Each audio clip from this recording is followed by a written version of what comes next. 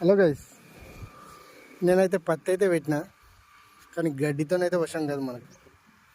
So గడ్డితో వశం కావద్దంటే వర్షం అయితే నిన్ననే పడ్డది. సో దీని కొరకైతే నేనైతే ఒక మందు అయితే తెచ్చిన, అదే అండి స్ప్రే.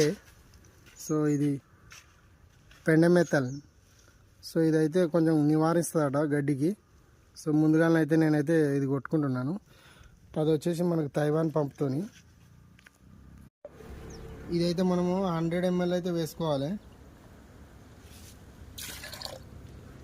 సో 5 డబ్బాలకు వస్తుంది మనకు. సో ఎకరానికి 5 డబ్బాలు సరిపోతుంది. ఓకే.